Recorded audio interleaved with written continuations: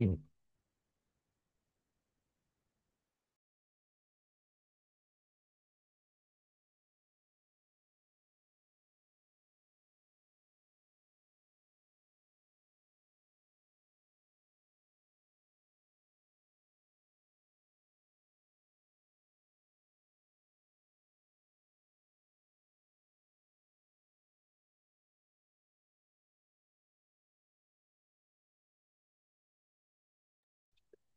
Assalamualaikum warahmatullahi wabarakatuh.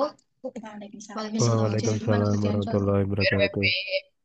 Terima kasih kepada Bapak Miftahul Rahmat, selaku dosen pengampu mata kuliah Sistem Teknik Informasi. Di kesempatan kali ini, kami akan menjelaskan materi tentang AI atau Artificial Intelligence dengan judul presentasi pemanfaatan AI dalam keuangan.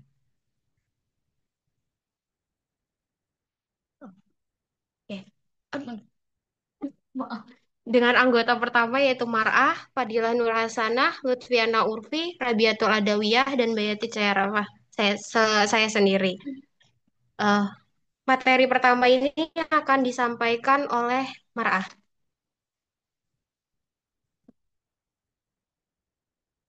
Ya, baik. Jadi, materi pertama,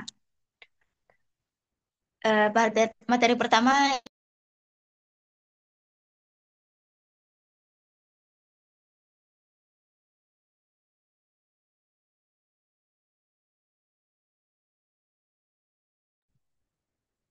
jadi artificial intelligence merupakan cabang ilmu komputer yang berfokus pada pengembangan sistem dan teknologi yang dapat menjalankan tugas-tugas yang biasanya memerlukan kecerdasan manusia. Sedangkan di sektor keuangan, AI secara signifikan dapat meningkatkan akses dan pengambilan keputusan. Lalu eh, memanfaatkan AI, bank dan lembaga keuangan ini dapat meningkatkan efisiensi operasional mereka serta memberikan layanan yang lebih baik kepada nasabah. Jadi secara keseluruhan, AI di bidang keuangan adalah kekuatan transformatif yang terus berkembang, menjanjikan efisiensi yang lebih tinggi, pengambilan keputusan yang lebih cerdas, dan pengalaman pelanggan yang lebih personal. Akan tetapi, keberhasilan AI dalam implementasinya ini akan sangat bergantung pada bagaimana institusi keuangan mengatasi tantangan terkait data, regulasi, etika, serta talenta.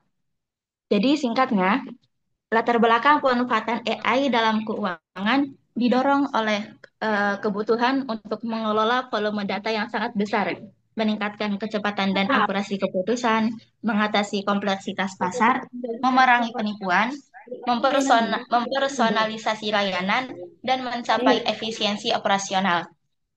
Jadi dalam hal ini, AI bukan lagi sekedar alat tambahan, melainkan menjadi inti dari transformasi digital di industri keuangan.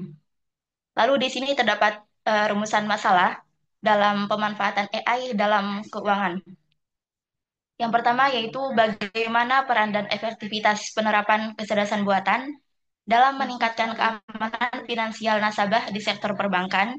Lalu rumusan yang kedua yaitu apa saja tantangan yang dihadapi dalam penerapan AI dalam sistem informasi akuntansi, audit, dan manajemen risiko keuangan. Serta rumusan masalah yang ketiga, yaitu bagaimana AI membantu mengurangi risiko kebocoran data konsumen pada layanan jasa keuangan di Indonesia. Baik, cukup sekian materi dari saya kembali ke moderator. Baik, terima kasih kepada Mar'ah atas penyampaian materi pertamanya. Selanjutnya akan dijelaskan oleh Viana. Baik, terima kasih kepada moderator atas kesempatan yang telah diberikan. Oke, di sini saya akan menjelaskan metodologi penelitian kami yang mengkaji pemanfaatan AI dalam sektor keuangan. Nah, penelitian ini menggunakan pendekatan kualitatif karena kami tidak menggunakan data kuantitatif atau eksperimen atau yang lain sebagainya. Nah, metode yang kami gunakan itu adalah studi literatur atau kajian pustaka dengan menganalisis isi dari 5 jurnal ilmiah yang relevan. Nah, 5 jurnal ilmiah yang kami gunakan itu diterbitkan antara tahun 2022 sampai tahun 2025. Nah, kelima jurnal ini kami peroleh dari sumber terpercaya seperti Google Scholar. Kemudian di sini ada pengumpulan data itu dilakukan dengan mencari jurnal yang sesuai dengan kata kunci seperti AI dalam keuangan, AI dalam akuntansi dan lain sebagainya. Nah, setelah itu kami menyeleksi jurnal yang paling relevan dan terbaru untuk dijadikan bahan kajian. Oke, di sini ada pun langkah-langkah yang kami lakukan dalam penelitian ini, yaitu yang pertama menentukan topik dan rumusan masalah, lalu mencari dan memilih jurnal yang sesuai. Setelah itu kami membaca dan mencatat isi penting dari masing-masing jurnal, kemudian menganalisisnya. Nah, di sini ada pun beberapa jurnal yang kami kaji. Yang pertama ada perlindungan data konsumen di layanan keuangan, kemudian ada AI dalam audit dan akuntansi, kemudian ada AI dalam sistem informasi akuntansi dan manajemen, kemudian ada AI untuk manajemen risiko keuangan, dan yang terakhir ada AI untuk keamanan finansial nasabah perbankan. Sekian dari saya kembalikan ke moderator. Oke, terima kasih atas Viana. Selanjutnya akan disampaikan oleh Rabia. Baik, saya akan menjelaskan tentang peran dan tantangan penerapan AI dalam sektor keuangan. Yang pertama itu ada peran dan efektivitas AI. Peran yang pertama yaitu mendeteksi dan mencegah penipuan transaksi real time. Jadi AI dapat mengenali pola transaksi yang mencurigakan dan menghentikan penipuan sebelum terjadi. Jadi AI ini meningkatkan keamanan data nasabah. Peran yang kedua yaitu verifikasi identitas biometrik untuk keamanan. Jadi penggunaan AI dalam verifikasi seperti verifikasi wajah, sidik jari, dan suara membantu mencegah penyalahgunaan identitas. Yang ketiga itu ada chatbot dan smart wallet. Jadi dengan adanya layanan berbasis AI seperti chatbot mempermudah interaksi nasabah dengan meningkatkan kepuasan layanan. Jadi chat layanan itu bisa 24 jam. Yang keempat itu ada analisis keuangan nasabah. Analisis keuangan dan rekomendasi personal, AI dapat membantu AI mampu memantau pengeluaran dan memberi saran keuangan sesuai profil nasabah. Yang kelima itu ada meningkatkan kepercayaan dan loyalitas nasabah. Selanjutnya, tantangan implementasi AI. Yang pertama ada keterbatasan SDM dan infrastruktur. Jadi banyaknya instansi yang belum siap secara teknologi dan tenaga ahli menjadi tantangan tertentu dalam implementasi AI. Yang kedua itu minimnya regulasi jelas soal etika dan keamanan AI. Di Indonesia, hukum dan kebijakan penggunaan AI di sektor keuangan masih terbatas. Ya, tantangan yang ketiga itu resiko ketergantungan berlebihan pada sistem otomatis. Resiko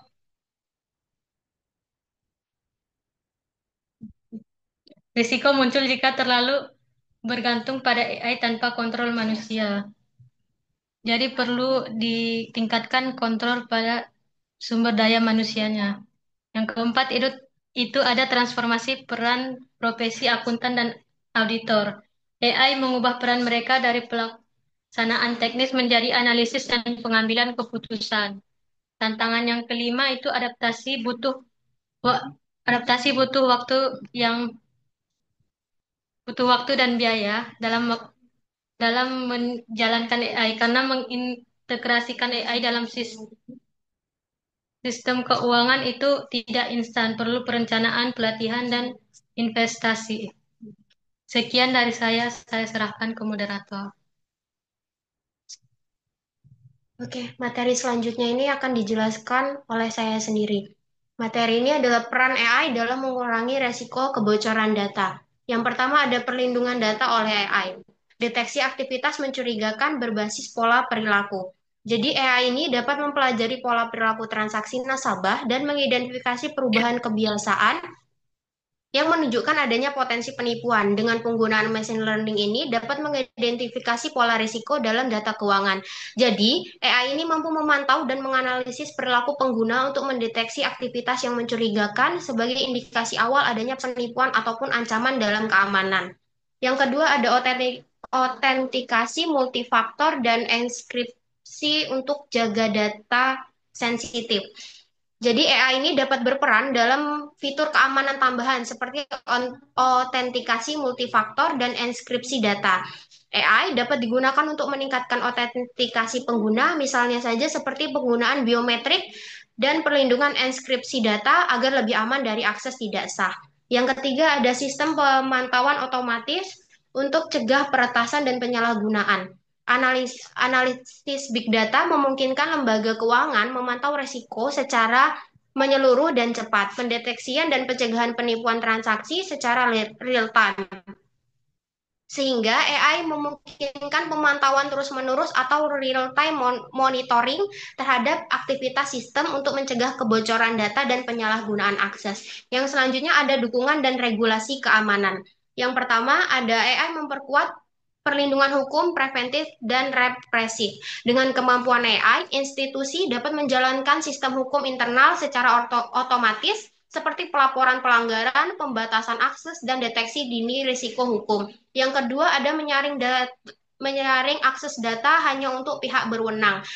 Adanya penyalahgunaan data oleh pelaku jasa keuangan ini dapat terjadi saat akses tidak diawasi dengan baik, sehingga pentingnya adanya pembatasan otorisasi data. Dengan penggunaan AI ini memungkinkan sistem kontrol akses yang ketat, sehingga hanya memberikan hak akses data kepada pihak yang memiliki otorisasi sah. Yang terakhir ada meningkatkan sistem pengaduan dan deteksi dini. AI mampu mendeteksi aktivitas mencurigakan secara real time, meningkatkan kepercayaan dan keamanan nasabah dengan sistem pengaduan yang menjadi bagian dari perlindungan hukum preventif yang dapat diperkuat dengan teknologi. Sehingga penggunaan AI ini bisa mendukung sistem pengaduan otomatis dan memberikan notifikasi ataupun peringatan terhadap potensi pelanggaran data sebelum terjadi atau mencegah proteksi secara dini.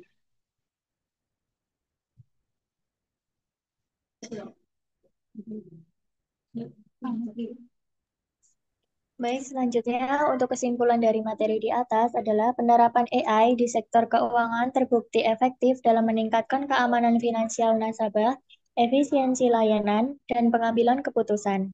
Namun, implementasinya masih menghadapi tantangan berupa keterbatasan regulasi, infrastruktur teknologi, dan kesiapan SDM. Untuk saran, diperlukan penguatan regulasi khusus terkait AI, peningkatan kompetensi SDM, serta pembangunan infrastruktur,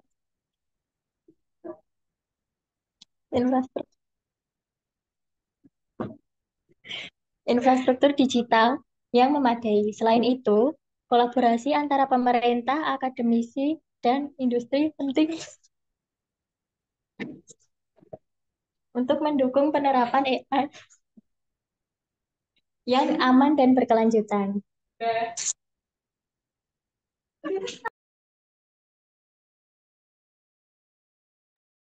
Oke, sekian materi yang dapat kami sampaikan. Kurang lebihnya kami mohon maaf. Setelahnya kami kembalikan ke Bapak selaku dosen. Oke, terima kasih atas pemaparannya. Mungkin dari rekan-rekan kalau ada yang mau ditanyakan dulu dipersilahkan.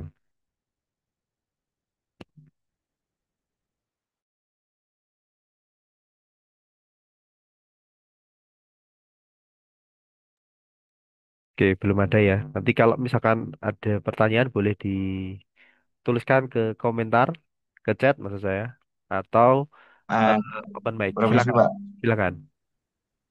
Izinkan saya bertanya atas nama Zulfikar Ahmad Barzani dari kelompok Sahal dengan NIM 023. Kan AI itu biasanya menjawab itu cepat ya Pak. Nah, saya pengen nanya, apakah itu tuh jawabannya sesuai dengan yang sebenarnya atau bagaimana Pak? Gitu loh, itu aja sih sebenarnya yang ingin saya tanyakan. Oke, Karena siap. bingung aja sih sayanya Pak. Sekian dari saya. Ya, ini pertanyaannya untuk saya atau untuk kelompoknya? Terserah aja sih Pak. Kalau Oh misalnya ya, kelompoknya ingin menjawab silahkan. Kalau misalkan oke. Bapak ingin menjawab silahkan Atau Pak. oke, Terima kasih. silakan. Silakan dicoba jawab dulu sama kelompoknya. Nanti saya coba tambahkan gitu ya. Silakan.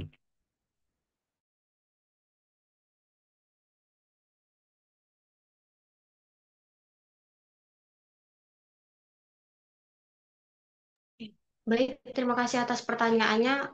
Berikan kami waktu dulu untuk diskusi.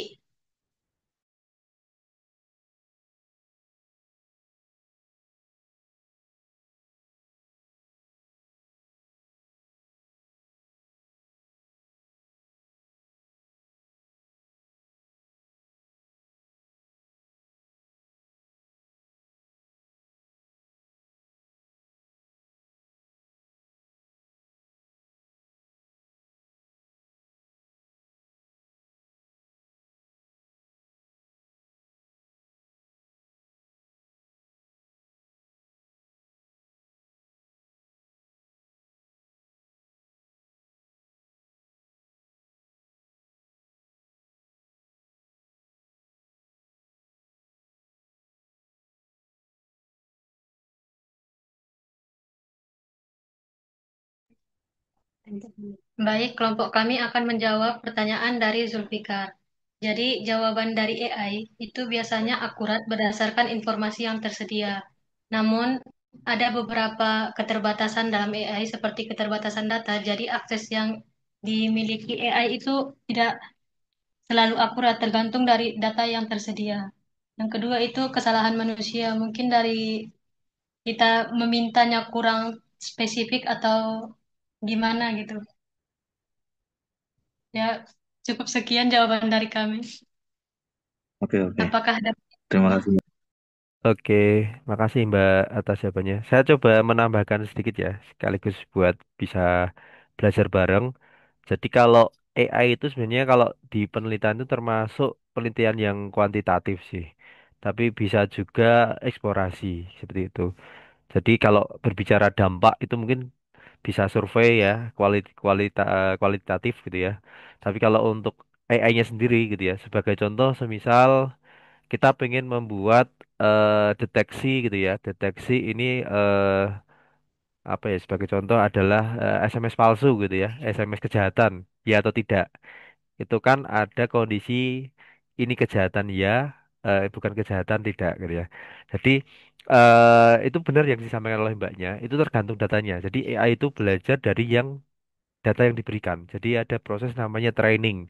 Training itu kita mempelajari data yang diberikan, kita bisa kasih label misalkan oh kalau kayak ada SMS gini berarti dia penipuan, kalau enggak berarti bukan kayak gitu ya. Jadi AI itu belajar dari data. Nah, cuman kalau diimplementasikan berarti ada suatu kondisi di mana kalau ada kondisi yang belum diajarkan ke AI itu bisa jadi salah. Makanya mungkin ada semacam evaluasi. Jadi bagi kita pengembang AI itu kita berhasil membuat model, lalu ada evaluasi berupa keakurasian. Jadi ada perhitungan secara matematika juga. Kalau misalkan dikasih contoh kasus gini, dia tepat berapa kali gitu ya, berapa akurasinya lah. Kalau akurasi yang bagus kan kisaran di bawah 100% ya, kayak gitu. Jadi eh, pasti AI juga dikembangkan. Jadi kalau ada data baru ya berarti otomatis akurasinya juga naik kayak gitu ya. Kelemahannya AI adalah semakin banyak data maka size-nya semakin besar kayak gitu. Jadi semakin lambat juga. Jadi itu perlu didukung oleh infrastruktur. Gitu sih. Jadi itu untuk menjawab tadi ya masalah itu bisa dikatakan benar atau enggak. Nah, itu bisa dievaluasi Mas. Kalau misalkan dari modelnya itu kok akurasinya cuma 60% itu bisa saja tidak belum layak untuk diimplementasikan. Minimal itu kalau diimplementasikan itu adalah 80 sampai 90% keakurasiannya. Jadi perlu diuji coba dulu, nggak langsung diterapin. Gitu sih Mas Zulfikar paling. Oke, terima kasih banyak, Pak. Ya, gitu ya. Terkait dengan AI. Karena sudah ada yang bertanya, mungkin ada yang lain? Kalau nggak ada, mungkin saya juga nggak jadi tanya ya, karena sudah diwakili oleh rekan kalian. Mungkin itu saja, boleh ditutup sesi ini oleh moderator. Nanti kita berlanjut ke kelompok lain, silakan. Baik, sekian materi presentasi pada hari ini. Kami ucapkan terima kasih. Assalamualaikum warahmatullahi wabarakatuh. Waalaikumsalam. Waalaikumsalam warahmatullahi wabarakatuh. Oke, terima kasih. Kita lanjut kelompok lain dengan link baru ya. Oke, saya tutup dulu.